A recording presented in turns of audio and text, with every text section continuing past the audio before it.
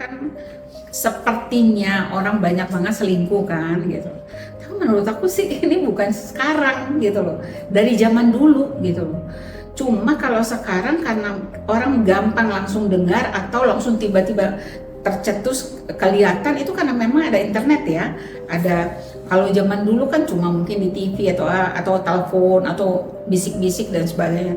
Tapi kalau sekarang kan langsung, bahkan ada yang live gitu loh. Halo, Assalamualaikum warahmatullahi wabarakatuh. Aku Hana AS, praktisi dari Ruang Hening. Kali ini kita bicara tentang soal perselingkuhan, karena sepertinya kayak ini ada sesuatu yang luar biasa, banyak dibicarakan dan banyak ditakutin, banyak juga jadi ini mungkin seperti trending topik ya gitu. Tapi kita kali ini bicarakan bukan dari bahasa yang biasa tapi dari luar biasa. Aku sengaja ingin melihat dari sisi sudut pandang yang berbeda. Mudah-mudahan ini menjadi satu inspirasi buat kalian. Jika kalau ini bukan sesuatu, tolong dibiarkan saja, dibuang, tidak perlu dicatat, tidak perlu diingat-ingat, karena ini cuma perkataan.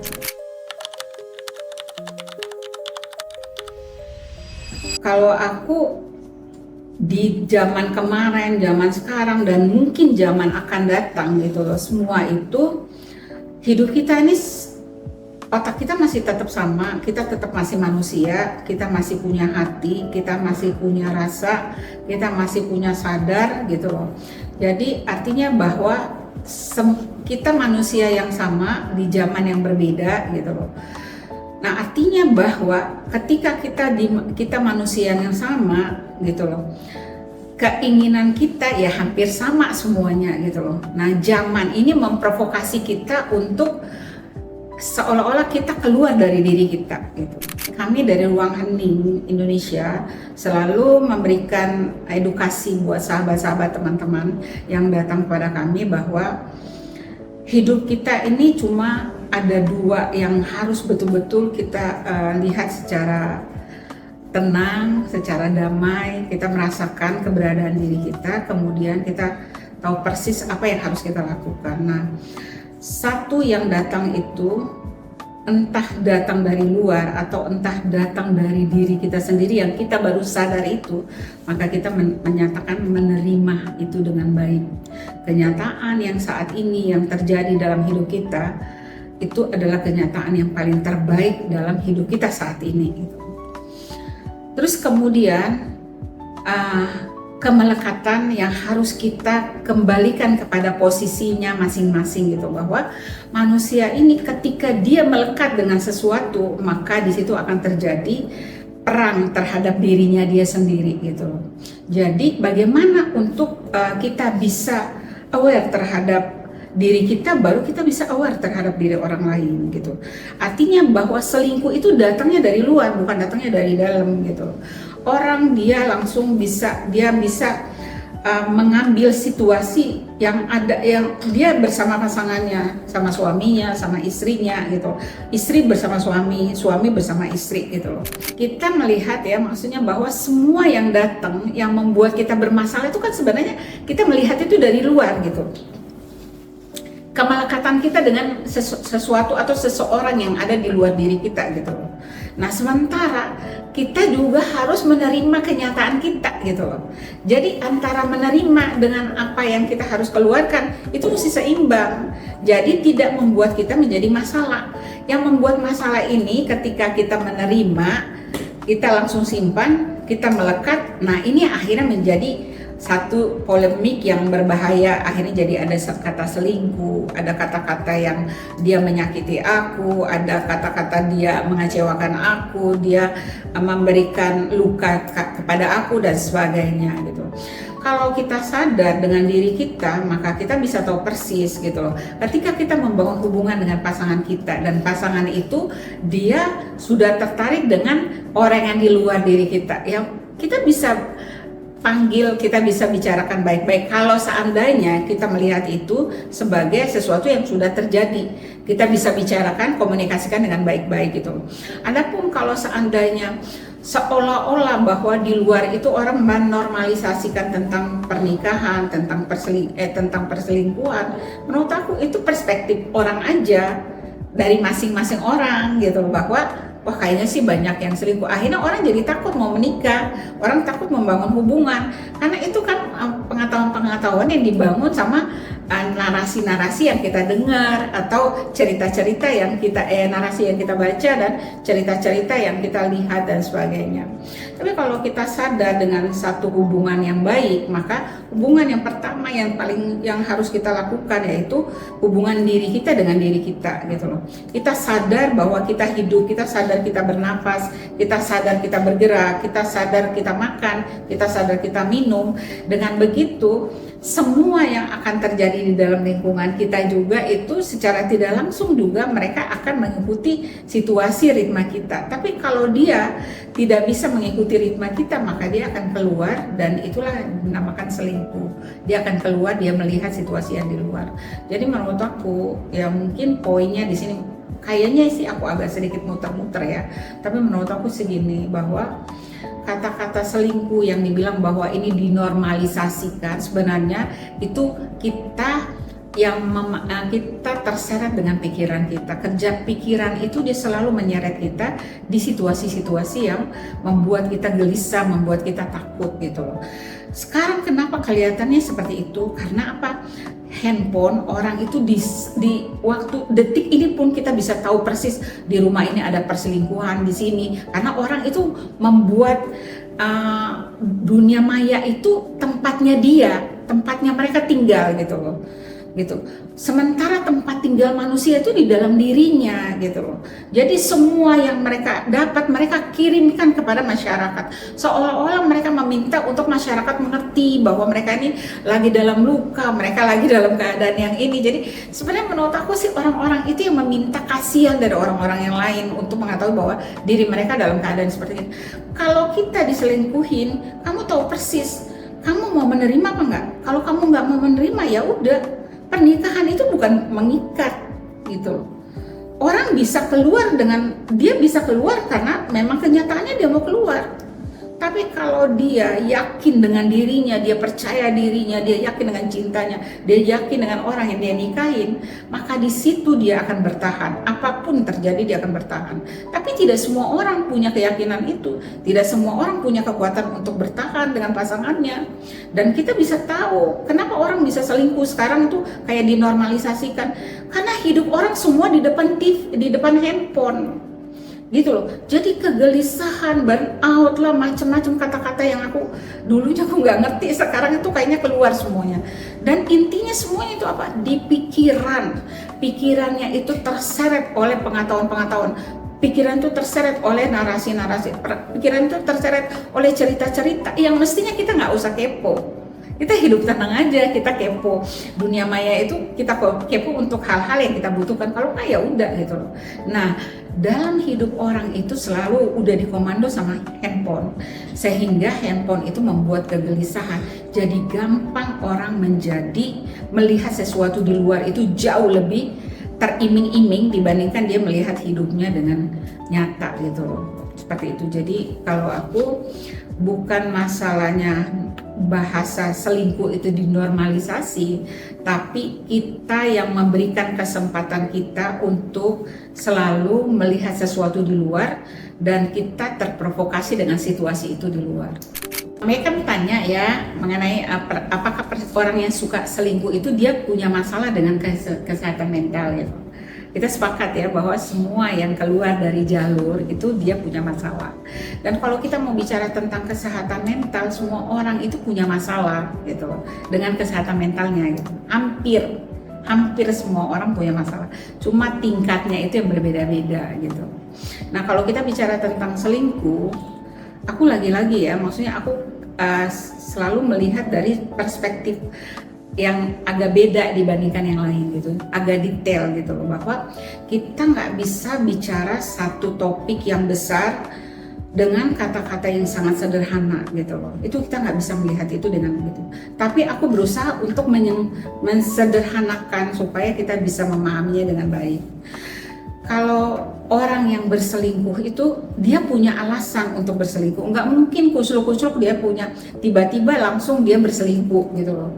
Dia tiba-tiba langsung jatuh cinta sama tuh cowok atau jatuh cinta sama tuh cewek gitu loh. Walaupun mungkin dalam perjalanan banyak juga yang sepertinya tidak punya alasan. Misalnya kita ngeliatin ada perempuan yang dia hidupnya udah bagus, suaminya kasih fasilitas, dia punya artinya memenuhi standar dia sebagai seorang istri, dia dipenuhi ekonominya, dipenuhi kasih sayang, diberikan tempat yang bagus dan sebagainya. Dia punya standar hidup, dia punya value, dia punya hidup yang baik di lingkungan yang baik dan sebagainya. Tapi kenyataannya bahwa dia selingkuh gitu loh. Dia keluar dengan, misalnya maaf banget, dia selingkuh dengan pembantu, dengan supir dan sebagainya gitu loh. Terus kita mengatakan bahwa wah kayaknya dia jahat, dia udah selingkuh, dia suaminya baik kok dia bisa begitu ya kayak gitu loh. Nah kita ini pesorak yang selalu senang untuk memberikan bumbu-bumbu, memberikan catatan-catatan, memberikan pikiran-pikiran kita, narasi-narasi kita terhadap hidup orang gitu loh. Padahal kita sendiri ketika kita masuk dalam situasi itu pun kita juga punya masalah dengan kesehatan mental gitu loh. Kenapa? Karena kita seneng banget untuk membahas sesuatu yang bukan urusan kita ada di situ gitu loh.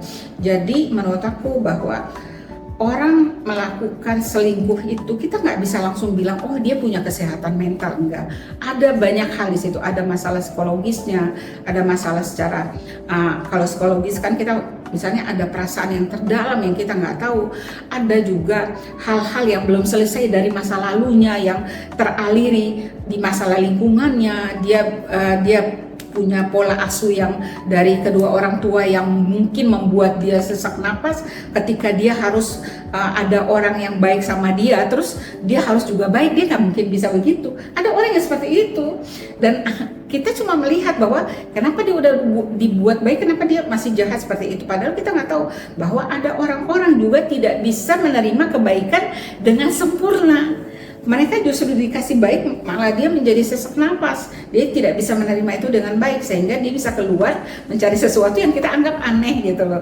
Jadi menurut aku perselingkuhan yang paling terdahsyat sih menurut aku, kita tidak mengenal diri kita dengan baik gitu. Jadi ketika kita mengenal diri kita dengan baik, kita akan bisa tahu persis apa yang harus kita lakukan terhadap hidup kita, terhadap pasangan kita, dan terhadap orang-orang yang kita cintai. Dan yang kedua, marilah kita sama-sama mengintrospeksi diri kita. Ketiga, biarkan misalnya di dalam handphone kita, dunia maya kita ada keluar konten-konten yang seperti itu gitu loh. Usahakan mari kita tarik nafas, hembuskan nafas perlahan-lahan. Kalau kamu Islam, bisa kamu memberikan salawat buat dia, memberikan Fatihah buat mereka, dan mendoakan sesuatu yang terbaik. Nah itu salah satu kebaikan yang kita lakukan untuk diri kita dan untuk keluarga kita, untuk terjaga dari hal-hal yang tidak kita inginkan. Dan perselingkuhan yang sebenarnya itu kita selalu selingkuh terhadap diri kita dan Tuhan kita. Kita selalu merasa bahwa kita tidak selalu mendapat rahmat dari Allah, kita tidak mendapatkan kasih sayang dari Allah, kita tidak mendapatkan hidup yang layak dari Allah. Padahal Allah selalu memberikan rahmat, kasih sayang, cinta kepada kita setiap saat, dan kita selalu menghalangi, kita merasa bahwa kita tidak mendapatkan itu. Jadi berkali-kali hidup kita selalu kita selingkuh dari diri kita sendiri, dan itu yang harus kita pikirkan, bukan kita pikirkan tentang orang di luar sana. Kita cukup untuk mendoakan, dan itu sebagai pengetahuan aja untuk kita tahu persis kita harus berlaku adil terhadap diri kita dan berlaku adil terhadap pasangan kita, ya notabene kepada anak-anak kita, kepada mertua, kepada saudara, kepada teman dan sebagainya. Dan secara global kita adil terhadap hidup kita dan kepada masyarakat, kepada alam semesta dan sebagainya. Bagaimana sikap aku ketika aku mendengar orang-orang yang datang kepada aku, bagaimana pasangannya selingkuh dan sebagainya. Pertama-tama aku prihatin ya, dan aku turut prihatin, turut merasa juga perasaan yang tidak nyaman kalau diselingkuhin itu tidak enak gitu sebenarnya. Tapi apakah aku sarankan mereka untuk meninggalkan atau bertahan? Itu tergantung kondisi sih, orang yang datang dan kondisi pelakunya bagaimana, ya, yang merasakan itu ya gitu. Kalau dia masih cinta, biasanya itu masih cinta, aku tanya sama dia, apakah kamu mau bertahan atau kamu memang mau selesai di sini, katanya itu. Dan hampir banyak mau bertahan dibandingkan yang menyelesaikan gitu loh. Dan menurut aku bukan berarti aku menormalisasi perselingkuhan gitu, tapi menurut aku itu justru jauh lebih baik. Itu satu tantangan sih dalam pernikahan, itu satu tantangan dimana kita, apalagi kalau pasangan kita dia merasakan itu memang insiden gitu, sesuatu yang mungkin di luar kesadaran dia melakukan itu, atau ada pemicu atau ada ketidakpercayaan diri dia, atau ada ingin untuk pengakuan dari perempuan yang lain supaya dia lebih percaya diri terhadap pasangannya dan sebagainya gitu, atau memang dia merasa tidak punya kemampuan finansial terhadap dia memberikan kepada istrinya sehingga dia mencari orang lain yang tidak mengenal diri dia dengan baik gitu. Jadi dia memulai sesuatu itu, atau bisa jadi ada juga yang dia drop secara ekonomi, dia drop pekerjaannya, dia drop dan sebagainya, kemudian dia memilih selingkuh bukan karena dia tidak cinta lagi sama suami istrinya, atau dia juga merasa bahwa dia kurang ajar, dia udah nggak tahu diri gitu sih, enggak, tapi lebih kepada dia merasa dia mendapat penghargaan di orang yang baru dia kenal dibandingkan di dalam rumahnya dia sendiri. Jadi kenapa aku selalu sarankan, marilah kita sama-sama introspeksi diri, dan aku selalu menekankan ini kepada perempuan karena menurut aku gini, bukan aku intimidasi perempuan, enggak, bukan aku merasa bahwa perempuan harus kuat, harus dia punya kemampuan untuk bisa bertahan dan sebagainya. Aku tahu perempuan itu manusia juga gitu loh. Tapi yang kita mesti tahu bahwa kenapa aku selalu mengingatkan kepada perempuan bahwa setiap situasi-situasi seperti gini, aku kembalikan lagi masuk ke rumah, dan rumah itu adalah perempuan, bukan laki-laki gitu. Artinya bahwa yang punya ruang besar untuk memberikan ruang untuk suaminya kembali atau perselingkuhan itu kembali jadi bukan lagi selingkuh tapi sesuatu dari dalam pelajaran. Aku tekankan kepada perempuan bahwa perempuan pernah taruh anak laki-laki di dalam perutnya, tapi laki-laki tidak pernah menaruh anak perempuan di dalam perutnya. Artinya bahwa perempuan punya semesta yang dalam, yang luar biasa, semesta pemaaf, semesta yang tidak bisa diketahui sama orang banyak, dan dia punya semesta yang khusus dengan dirinya sendiri. Ada bargaining dalam dirinya, ada bargaining dengan lukanya, ada bargaining dengan perasaannya, dan ada lautan pemaafan samudra di dalam dirinya yang dia bisa memberikan maaf kepada suaminya. Apapun suaminya, dalam keadaan apapun, tapi kalau suaminya udah meminta maaf dan suaminya menginginkan untuk kembali menjadi baik, maka itu ruang yang paling terbaik untuk dia memberikan itu kepada istrinya, kepada suami. Tapi itu juga kembalikan kepada itu perempuan. Mungkin perempuan itu nggak bisa menerimanya dengan baik. Kenapa? Karena dia juga punya luka yang lama, luka misalnya ibunya diselingkuhin sama bapaknya, atau dia punya saudara perempuan yang diselingkuhin sama istrinya, dan banyak cerita-cerita pahit yang mungkin dia tidak bisa menerimanya. Tapi kalau kita tenang, kita rileks, kita tarik nafas dan kita hembuskan perlahan-lahan, nggak mungkin satu negara kecil dibenci sama negara yang paling adik kuasa gitu. Karena dia punya kemampuan, walaupun terlihat kecil, tapi dia punya kemampuan ketahanan dirinya, keyakinan dirinya, kemampuan dia bertahan, kemampuan dia meyakini hidupnya, maka dia mendapatkan situasi yang lebih berat, kelihatannya berat. Tapi kalau dia sadar, dia tenang, dia sabar, dia mau menerima ini dengan baik, maka menurut aku ini akan menjadi pelajaran yang terbaik, pertama. Kedua, dia memutuskan mata rantai sebagai hal-hal yang tidak nyaman dalam hidupnya dia bisa mengedukasikan kepada anaknya dengan baik, dia memberikan kenyataan yang baik terhadap hidupnya, dan ini bisa berjalan dengan baik menurut aku ya. Kenapa? Karena kita ini cepat menyerah, Kita cepat menyerah. Kenapa? Dengan narasi-narasi yang kita dapat. Wah, kalau udah selingkuh pertama pasti nanti selingkuh kedua. Kalau dikasih maaf, dia keenakan dong jadi suami, seenaknya aja. Kalau kita biarkan dia untuk selingkuh, nanti dia menganggap kita lemah dan sebagainya. Itu pernyataan-pernyataan yang lemah dari buah pikiran yang selalu terseret di perasaan-perasaan yang prasangka-prasangka. Tapi kalau kita tenang, kita sadar, kita yakin semuanya, kalau kamu menerima dengan baik, semua ini akan bisa tenang dan baik. Dan kalau laki-laki itu bukan jodoh kamu, dia akan pergi. Dia akan tinggalkan kamu dan kamu akan merasakan bahwa itulah kenyataan bahwa dia telah pergi. Entah dia selingkuh atau dia tidak selingkuh atau memang dia nggak kuat, itu urusan dia. Tapi urusan kamu bisa bertahan, kamu bisa tenang, kamu bisa menerima dia dengan baik. Tapi kalau kamu pun tidak bisa menerima dia dengan baik dan kamu tidak mau menerima seorang selingkuh karena kamu bla bla banyak punya pengetahuan tentang laki-laki, kalau dia udah selingkuh dan sebagainya, nggak apa-apa. Kamu bisa melepaskan dia dengan perlahan-lahan, cuma dengan elegan. Artinya tidak perlu untuk diketahui sama banyak orang, tidak perlu dibicarakan di media sosial, tidak perlu diumbarkan masalah-masalah dia.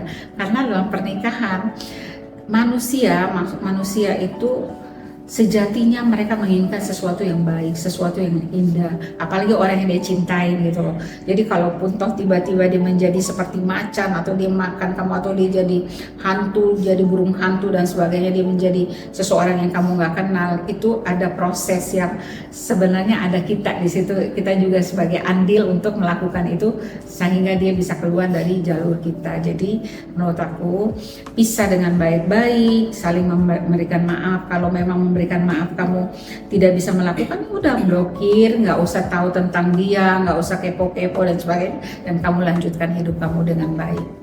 Selingkuh tuh apa ya gitu loh. Kalau di generasi Gen Z, dan kita turut masuk di dalam situasi itu ya, karena kita juga kan walaupun umurnya udah tua tapi masuk di situasi Gen Z, bahwa selingkuh itu ketika dia melirik orang lain, perempuan lain atau laki-laki lain selain suaminya atau kekasihnya atau orang-orang yang dia cintai kan gitu loh.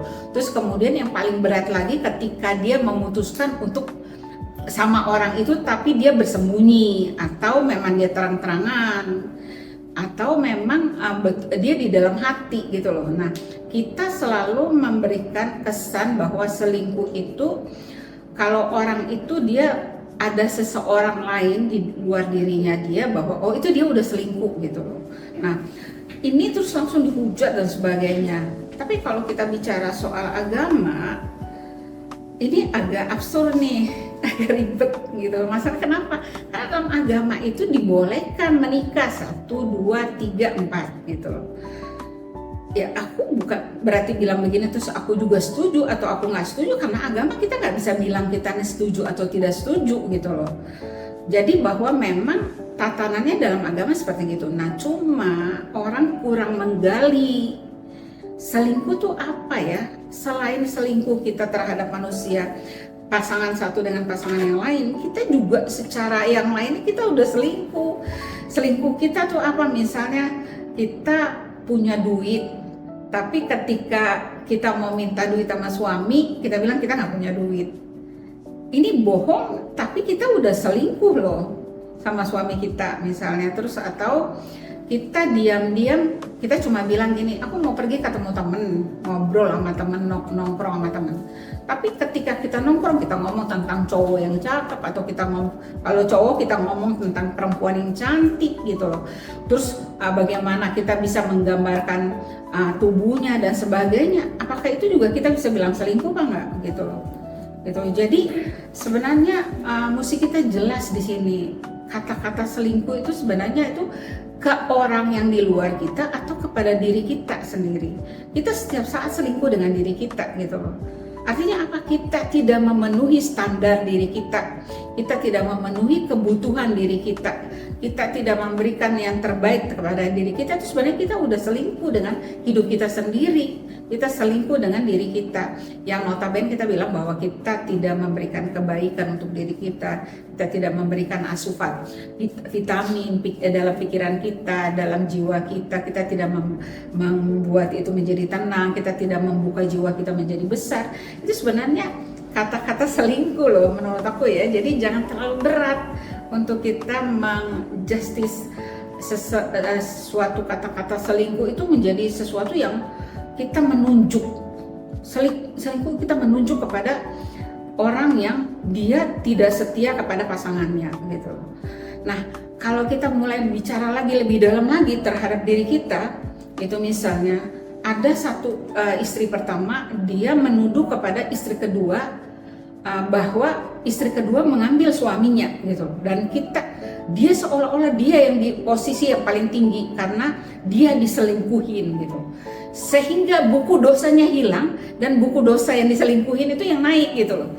Padahal kita nggak melihat akar masalah dari kenapa sampai laki-laki itu pergi ke perempuan itu, selain memang mungkin dia nggak percaya diri gitu, atau dia mengetes dirinya dia untuk dia terlihat oke, atau memang karena dia punya uang banyak, dia gelisah, dia bingung, dia nggak ngerti mau gimana, akhirnya dia main perempuan, atau memang dia cuma untuk tren aja. Dan bisa jadi karena perempuan memberikan akomodasi itu, pakai baju-baju yang membuat kok laki-laki gairah, pakai baju-baju yang vulgar, foto-foto joget-joget yang membuat laki-laki ketika melihat itu dia langsung hilang seketika, istri, anak dan sebagainya, tapi dia melihat itu ada sesuatu yang indah yang memang laki-laki memang targetnya dia selalu kan mengejar perempuan-perempuan. Jadi mungkin ya di podcast ini aku pengen edukasikan untuk diriku sendiri dan juga untuk sahabat-sahabat, untuk kita lebih aware terhadap diri kita, supaya kita bisa mengangkat kualitas hidup kita, mengangkat kualitas pikiran kita membongkar tentang cara pola pandang kita berbicara tentang bagaimana kita mendedikasikan hidup kita terhadap diri kita, dan kita selalu melatih untuk tidak cepat respon, memberikan jeda. Jadi ketika kita mendengar ada kata-kata selingkuh, kita melihat ada teman kita selingkuh, ada sahabat, saudara, suami bahkan yang selingkuh, kita bisa duduk tenang, rileks, dan kita bisa menarik nafas, hembuskan lagi perlahan-lahan. Kita lakukan itu semaksimal yang kita bisa rasakan, dan ketika kita merasakan itu dengan tenang, nanti ada kata-kata, ada bahasa-bahasa, ada kebijaksanaan dalam diri kita, sehingga kita bisa melihat apa yang kita alami atau orang-orang yang kita cintai mereka sedang mengalami situasi itu. Kita bisa tahu persis bahwa mereka di luar itu mereka bisa melewati dengan baik, dan kalau kita mendapat itu, kita bisa mendapat banyak hikmah, banyak introspeksi diri, dan banyak untuk selalu transformasi dalam diri kita. Apa sih yang membuat suami kita itu bisa melakukan hal yang semestinya dia tidak lakukan gitu. Jadi bukan kita menunjuk kepada dia, tapi kita mengintrospeksi diri kita. Dengan kita tenang, kita rileks, dia juga akan bisa merasakan bahwa dia sedang di jalur yang memang semestinya dia tidak ada di situ. Terima kasih untuk Anda semuanya. Saya Hana Asyatri dari Ruang Hening Indonesia memberikan edukasi buat kalian. Jika kalian merasakan ini adalah edukasi yang paling terbaik, Anda bisa mengikuti kami, dan kalau memang tidak, Anda bisa memberikan komentar atau pesan-pesan buat kami di sini dengan bahasa yang santun, karena di sini kita hanya memberikan apa yang kita bisa memberikan kepada Anda, tapi sesungguhnya Anda sendiri yang memberikan itu kepada diri Anda sendiri. Terima kasih. Wassalamualaikum warahmatullahi wabarakatuh.